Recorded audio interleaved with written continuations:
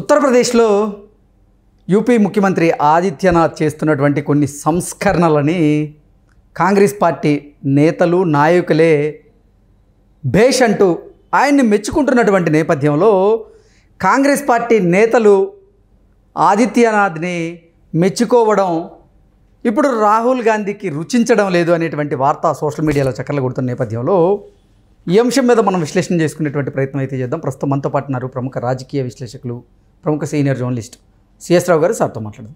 Sir నమస్తే. Sir నమస్తే. UP ముఖ్యమంత్రిగా యోగి ఆదిత్యనాథ్ గారు చేస్తున్నటువంటి కొన్ని సంస్కరణల్ని కాంగ్రెస్ పార్టీ నాయకులే భేష్ అంటూ మెచ్చుకుంటున్నటువంటి నేపథ్యంలో కాంగ్రెస్ పార్టీ నాయకులు నేతలు యోగి ఆదిత్యనాథ్ గారిని మెచ్చుకోవడం రాహుల్ గాంధీకి రుచించడం లేదు అనేటువంటి వార్త అయితే ఇప్పుడు సోషల్ మీడియాలో చక్కర్లు కొడుతూ ఉంది. దీని మీద మీ విశ్లేషణ ఏంటి సార్? ఈ న్యూస్ని ఇంకో కోణంలో నుంచి చూస్తే రాబోయేటువంటి రోజుల్లో మోడీ ప్రభుత్వాన్ని పడగొట్టడానికి కాంగ్రెస్ పార్టీ కుట్ర పన్నుతుందా అనేటువంటి అనుమానాలు కూడా రాకుండా ఉండవు.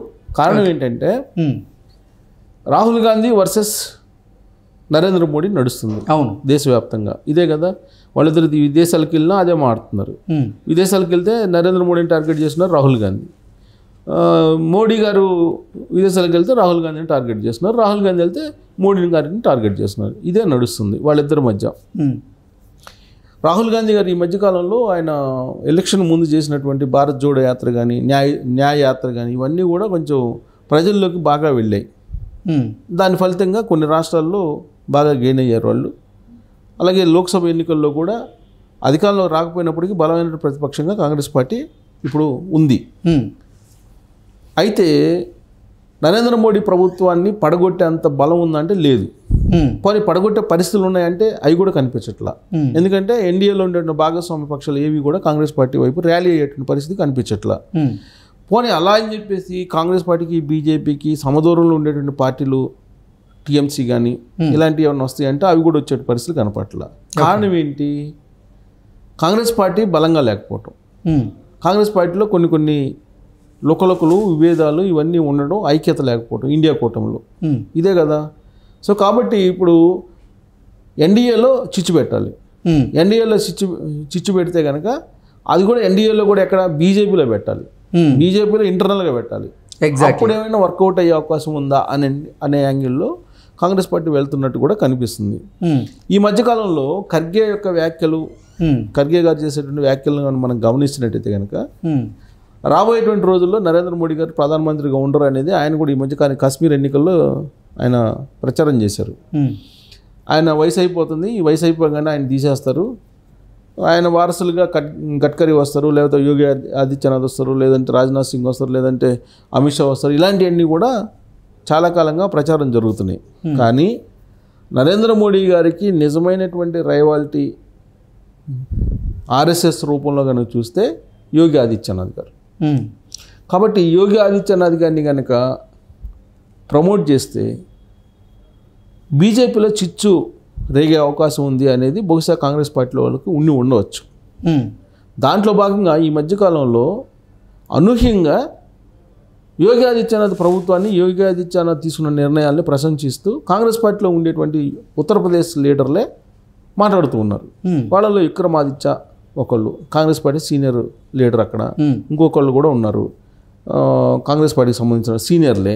యోగి ఆదిత్యనాథ్ తీసుకున్నటువంటి నిర్ణయాలు, సంస్కరణలు అద్భుతంగా ఉన్నాయి. హిమాచల్ ప్రదేశ్లో కూడా, అంటే కాంగ్రెస్ పార్టీ పాలిత రాష్ట్రంలో హిమాచల్ ప్రదేశ్లో కూడా ఇలాంటివి అమలు చేయాలని చెప్తున్నారు వాళ్ళు. అంటే అది కాంగ్రెస్ పార్టీకి డ్యామేజ్ కదా. కాంగ్రెస్ పార్టీ పిలిచి, రాహుల్ గాంధీ గారు పిలిచి, ఏఐసిసి పిలిచి వాళ్ళని మందరించారు అనేటువంటి న్యూస్ అయితే ఉంది, సోషల్ మీడియాలో వస్తుంది, మీడియాలో కూడా వస్తుంది. కానీ దీని వెనక ఉన్నటువంటి రాజకీయ కోణాన్ని మనం కనుక విశ్లేషణ చేసుకుంటే యోగి ఆదిత్యనాథ్ గారిని ప్రశంసిస్తూ పోతే కనుక పోటీగా నరేంద్ర మోడీకి వస్తారు. అప్పుడు ఆర్ఎస్ఎస్ ఎంట్రీ అయ్యి వచ్చే ఏడాది కల్లా నరేంద్ర మోడీ గారిని ప్రధానమంత్రిగా దించేయచ్చు. అది బీజేపీ అంతర్గత రాజ్యాంగం ఉంది కదా, 75 సంవత్సరాలు నిండినటువంటి వాళ్ళు ప్రత్యక్ష రాజకీయాల్లో ఉండకూడదు అనేది. ఆ రాజ్యాంగం ప్రకారం ఇతన్ని దించేస్తే యోగి ఆదిత్యనాథ్ ఎక్కుతారు అనేటువంటి ఉద్దేశం అయి ఉండొచ్చు.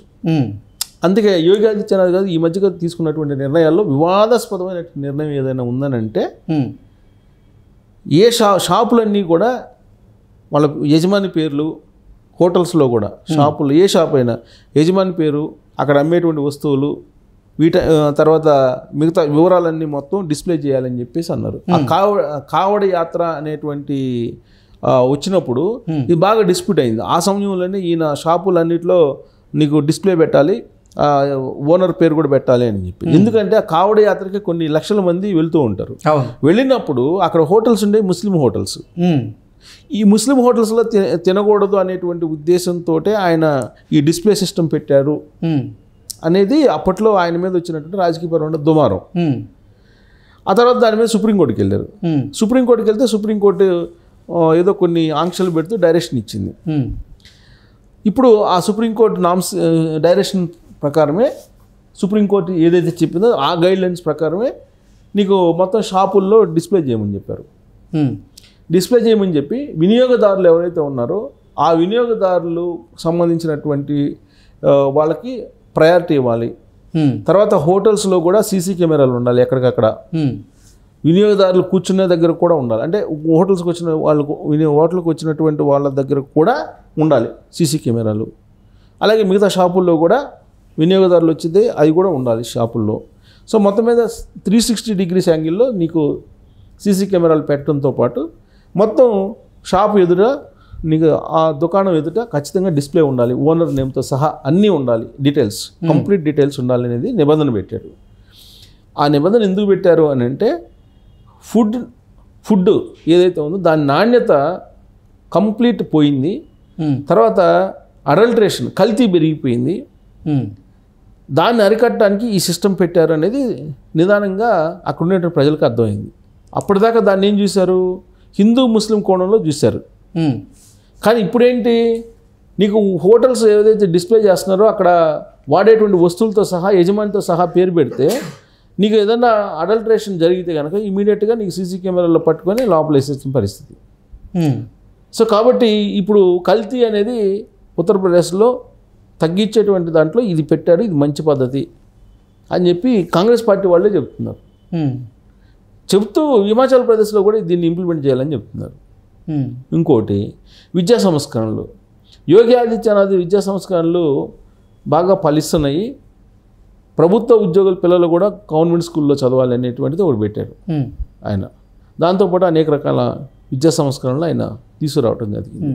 పాఠ్యపుస్తకాలను సమూలంగా మార్చేశారు. గతంలో ఉన్నటువంటి అక్బర్, బీబర్ ఇవన్నీ తీసేసి అక్కడ పాఠ్యాంశాలను కూడా ఇప్పుడు ఉన్నటువంటి సమాజానికి ఉపయోగపడేటట్టు, భారత సంస్కృతికి ఉపయోగపడేటట్టు, సాంప్రదాయాలకు ఉపయోగపడేటట్టు పాఠ్యాంశాలను కూడా తయారు చేశారు.